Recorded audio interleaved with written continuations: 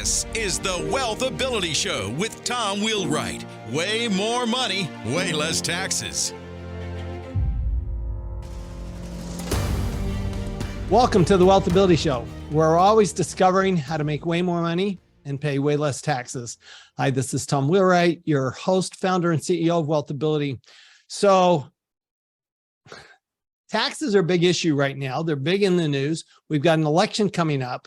So what we're going to look at today is why are taxes so important in an election, and how do they sometimes make or break a politician, like they did George H.W. Bush. We know that that was a major issue for him.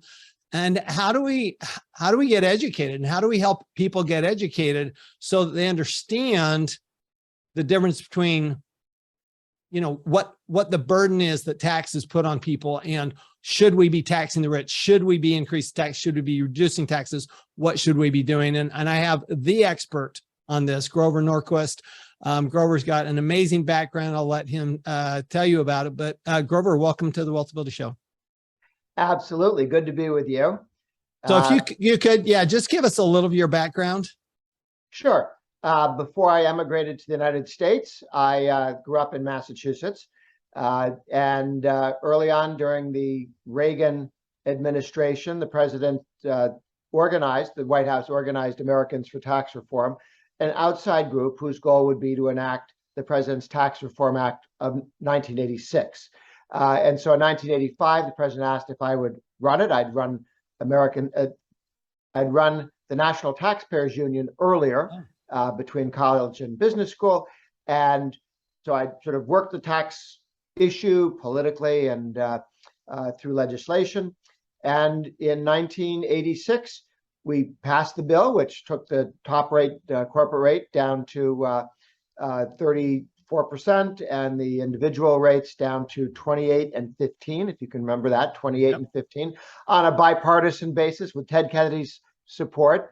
One of the political parties has gone way off bonkers in the different direction than they used to with their new high tax position. But at one point, 15 and 28 were the two rates that we're going to have. And then from there, we're looking to go to a single rate tax. So to get the bill passed, I created the Taxpayer Protection Pledge, which is a one-sentence pledge that congressmen, senators, and President Reagan all signed, said, I'm not going to vote for or support any effort that raises net taxes or takes tax rates up.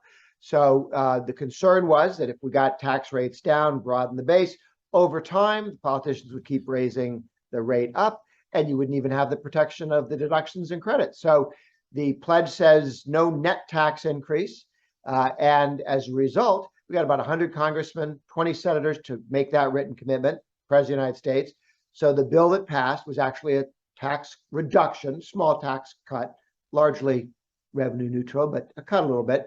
And then, of course, Bush got elected in 1988 because he took the pledge never to raise taxes in writing, and Bob Dole wouldn't.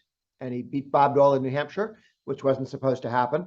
And then he got elected. I said, read my lips. In the general, he said, I'm never going to raise your taxes. Got elected. Then he broke his pledge and lost the election in 92. And it was a result of that in 94 that 98% of all the Republicans in the House and the Senate signed the pledge, kept it, and we haven't had a Republican vote for a tax increase since that 1990 mistake. Now that they've all taken the pledge, it's the biggest difference between the two parties. So let's talk about that. I mean, a lot has changed, right? I was actually in Washington, D.C. with in the Ernst & Young National Tax Department back when it was Ernst & Winnie, and was actually was in the middle of all of that 1986 Tax Act. And remember that very well. And I remember the big concern is you broaden the base. Boy, it's sure easy just to raise the rates. And sure enough, it didn't take very long before those rates went up. And now, they've gone up more. Of course, Donald Trump reduced them a little bit. But now, now instead of having two rates, we've got forever rates, and they just keep going up and up. So you say that taxes are the most important issue in our elections. I would certainly agree the taxes are the most important issue in this election. But why do you say that? Well, if you go through American history, taxes have been the most important issue in our history. The founding of the country, concern about Britain's ability to tax, concerns domestic in the United States over tariffs, which at one point were most of taxes were tariffs, and that hurt certain regions more than others. So taxes are where the rubber hits the road. It's where the government gets up close and personal in affecting your life, making it more problematic. But you can go through any empire or nation or tribe in the world, and taxes, what the government or those in power take by force from people not in power, is a sensitive issue with serious repercussions. It has led to wars. It has led to revolts. It has led to historic compromises. Taxes are front and center. It's the most important issue in American politics, always has been, short of moments of war. So let me ask you this question. So we're in I think, a very odd place right now. We have, so a few weeks ago, Joe Biden gave $442 billion to people with student loans. There was no tax to offset that. This summer, earlier this summer, there was a semiconductor bill, which was $250 to $300 billion, no pay for on that. So clearly the Democrats aren't looking to raise taxes in order to pay for things, because clearly they think it's okay to just print money to pay for things, because it just this summer, they've over $700 billion with no offsetting pay for. So here's my question. And yet they keep saying we need tax the rich, tax the rich, tax the rich.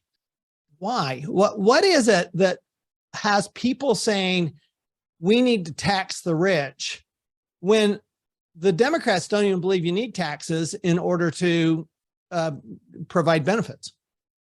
Well, they need the money to pay the constituents that bring them to power. So they have a lot of debts from labor unions and trial lawyers and special interests. Industries, a good chunk of the energy industry only exists because of subsidies. You need cash to subsidize otherwise non-performing assets and right. But why have the American people bought into this? Because there's a large swath of American people that do believe that the rich need to pay more tax, and that that they're good with this policy. Why do you think that is? Well, because the left, the advocates of larger government, spend a great deal of time and energy and smarts trying to figure out how to sneak past the American people to get their money. So they'll say, oh, you won't pay this. Only the top 2% will pay this. That is what Clinton said. And then he taxed everybody on energy and other taxes. That's what Obama said, no taxes on anyone earning less than $250,000 a year. There were 8 taxes that hit middle-income people directly for Obamacare alone.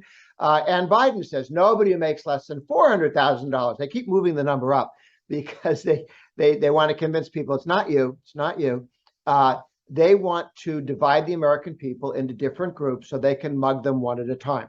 If they say, I'm not going to tax you, you might want to step out of the room. This isn't going to be pleasant, but it's only Mary and Joe over here. It's just 2%.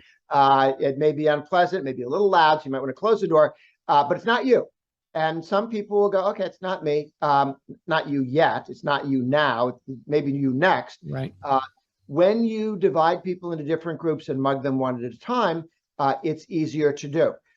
This is why I'm a big advocate of single rate taxes in Massachusetts. We have by constitution a single rate tax. About 9 states in the United States have a requirement the tax has to be single rate, because then when you want to raise taxes, you have to look everybody in the state in the eye.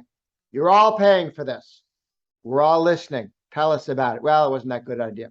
But if you have a graduated income tax, you can say, just some of you are paying for it. The Kennedy kids this time, then you next time. So let's look back at this. So that's how we got the 16th Amendment, right? That's how we got it, because it was only going to be a tax on the rich.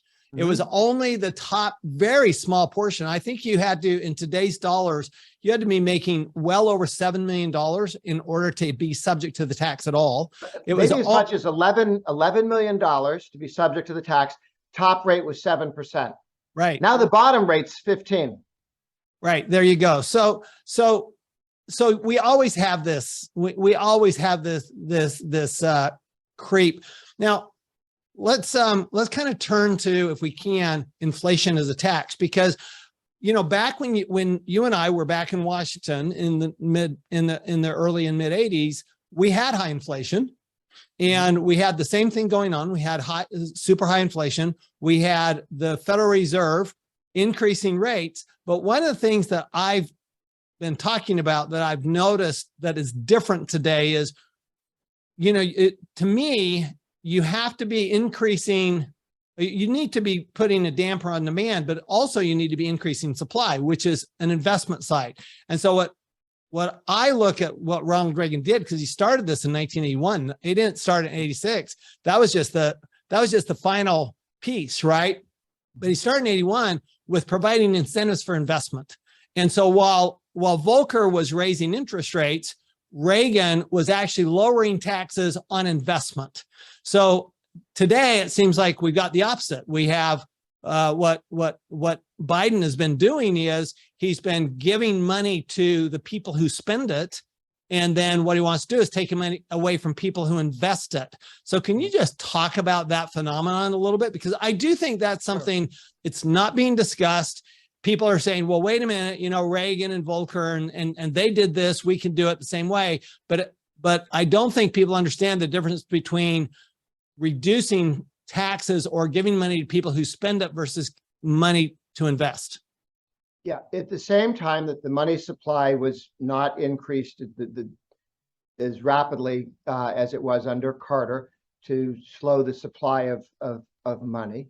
The president, as you said, cut the capital gains tax, cut taxes on businesses, gave you faster depreciation for new business investment to make it new business investment less expensive. And then add to that the complete deregulation of trains, automobiles, planes, and trucks as well. So you had the trucking industry deregulated, rail lines. It dropped the cost of transportation about 20%. The cost of all goods, not in terms of not just fiddling with dollars, but the actual cost of delivering them. The transportation dropped dramatically. Transportation was a good chunk of the economy, the good piece of the cost of everything that people buy. Those things together meant you had a short recession when they stopped printing so much money. We cut taxes. As a matter of fact, January 1st of 1983, when the final tranche of the tax cuts took effect, that's when you started having growth. 4 million jobs created that first year. And then we had 7 years of strong economic growth as a result. The challenge for Biden is he's going to slow the money supply, bring it down, contract the economy, and have massive new regulatory burdens, massive new burdens on energy production, forcing the price of energy up, some of which because you don't have pipelines, because you don't let people explore for it, and you're going to have new taxes. And they put taxes on energy. They put taxes on small businesses. They put taxes on your 401k, your IRA. It's not pleasant. Some of the bleeding can stop if in the election in November, the Republicans have the House and the Senate, or the House, then much of what Biden wants to do can stop. Yeah, so let's talk about that real quick, because I've talked about this several times. There's a little complacency, I think, going on, particularly among people who don't want tax increases. Well, the Republicans are going to take the House, you know, everything's going to be fine. What happens if the Republicans don't take the House, and on top of that, they lose the Senate by, let's say, the Democrats actually gain Senate seats? What happens then? Well, then the Democrats would turn around if they had 2 extra votes and end the filibuster so that with a simple majority, they could do anything. And at that point, Katie barred the door. There's no limit to what the government in Washington, D.C. could do to the American people. They could decide to add 27 left-wingers to the Supreme Court. Nah. They could do it. And that would reduce all the barriers that our Constitution was set up to make sure that no one faction could go crazy.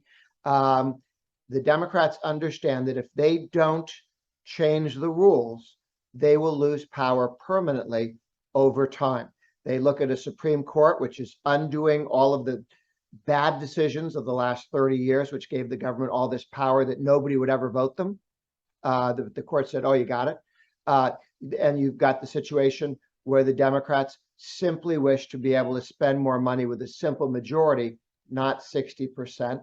And of course, at the state level, you've got 30 states with a Republican House and Senate. Most states are Republican. They want to stop the states from having a real autonomy, run everything out of DC. Yeah, I do think that when I look at from a tax standpoint, and I look at my 40 years in the tax field, I've never seen an election where taxes did have such an important, where it was such an important election from a tax standpoint, because now you've got basically an open checkbook at that point, and an open, especially if you eliminate the filibuster, I think that is very serious. But just for a second, can we talk about inflation as a tax? Because I think people are so focused on taxes and, actually most people don't pay much tax. I mean, the reality is the average person right now, somebody making $200,000 a year is not paying a whole lot of tax compared to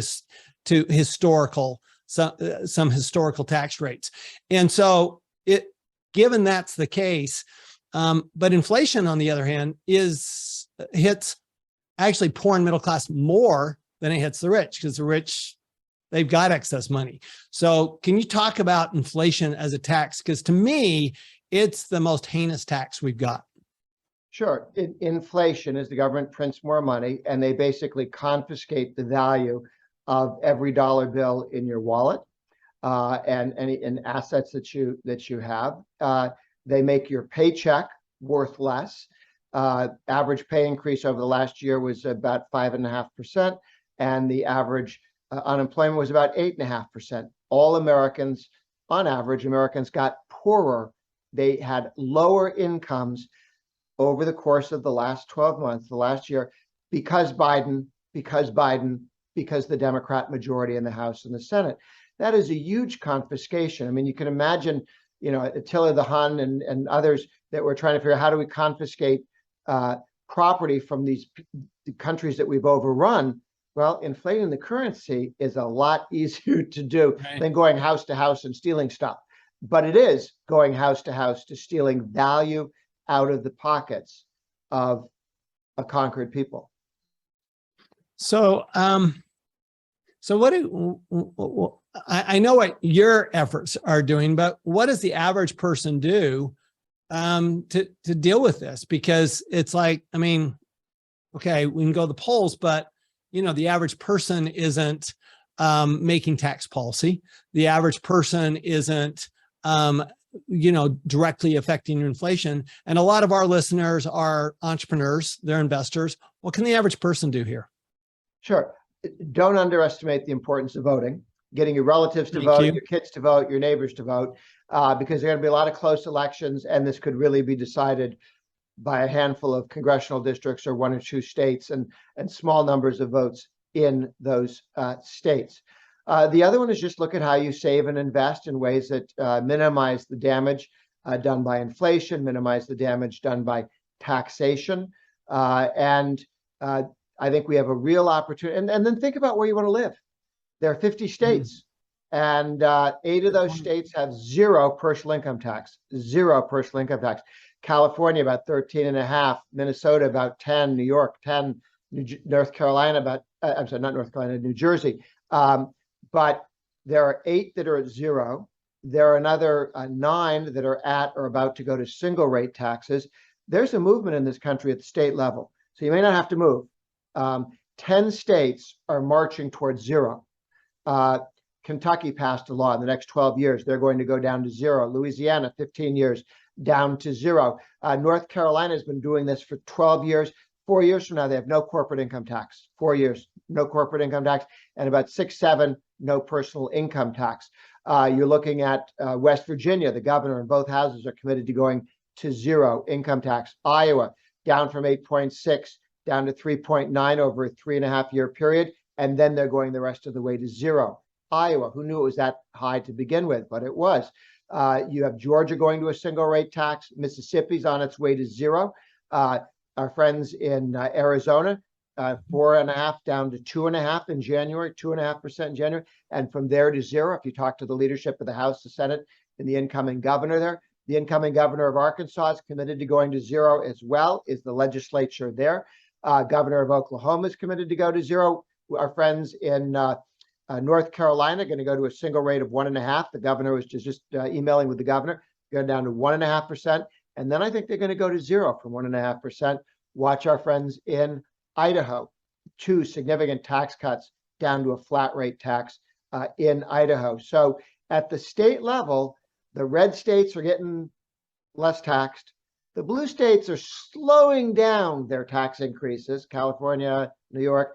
The governors are going, guys, let's not be crazy. Everyone will leave.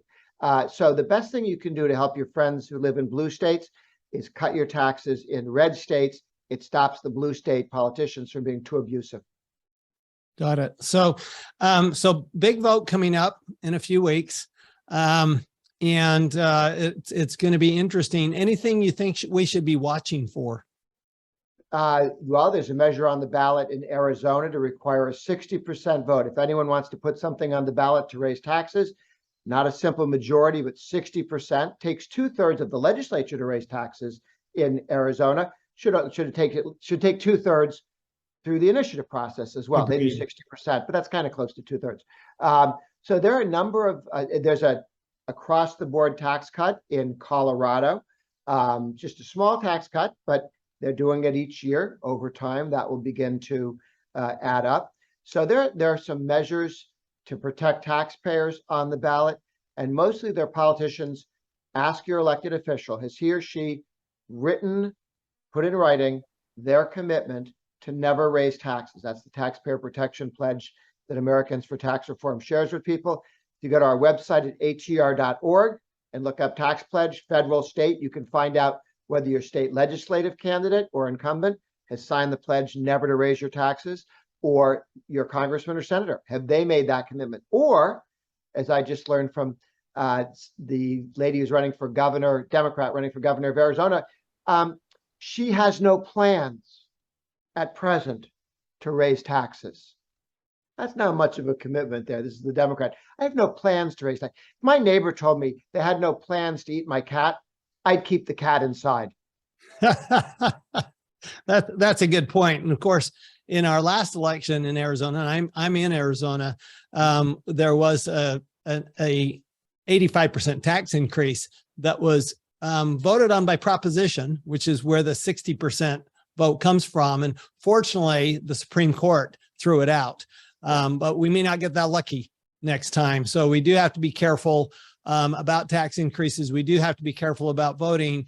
And remember that, you know, there are good things that come out of some of the tax incentives in the tax law. Ronald Reagan was particularly instrumental in saying, look, we'd like just flat lower taxes, but if we can't have flat lower taxes, we do need to provide incentives so that people will invest in those places that need to stimulate investment as opposed to just stimulate spending. So thank you, Grover Norquist. Again, the website is atr.org. Lots of great information there. Any final words for us, Grover? Yes. Next step, index the cost basis of capital gains for capital gains taxes. We should no longer be taxing inflation as part of capital gains. That is a bill that's been introduced by the Republicans back in 1978, passed the House, didn't make it through the Senate. We need to go back and fix that because inflation gets awfully expensive for investment on capital gains. already today, normally it's 40% of what you pay on your capital. 40% of your capital gains is inflation. Even with low inflation, hold on to something long enough. Right. But imagine in periods of high inflation, it becomes devastating. Yep. Thank you for that. And thank you, everybody. This is such an important topic right now. I just can't say right now, this is such an important election.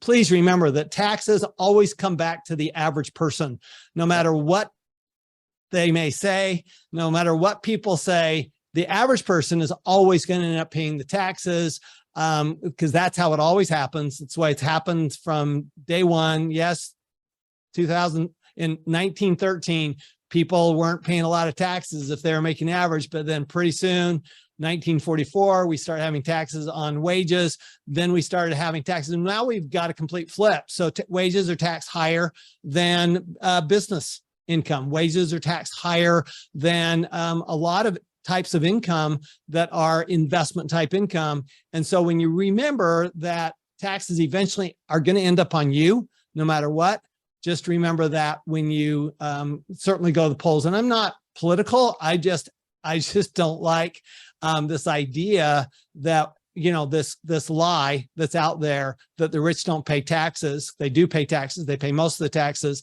And I don't like this lie that somehow you're not going to pay the taxes. So what you do find out is you get more financial education like this. Go to atr.org, get more financial education. You're always going to make way more money and pay way less tax. We'll see you next time. You've been listening to the WealthAbility Show with Tom Wheelwright. Way more money, way less taxes. To learn more, go to wealthability.com.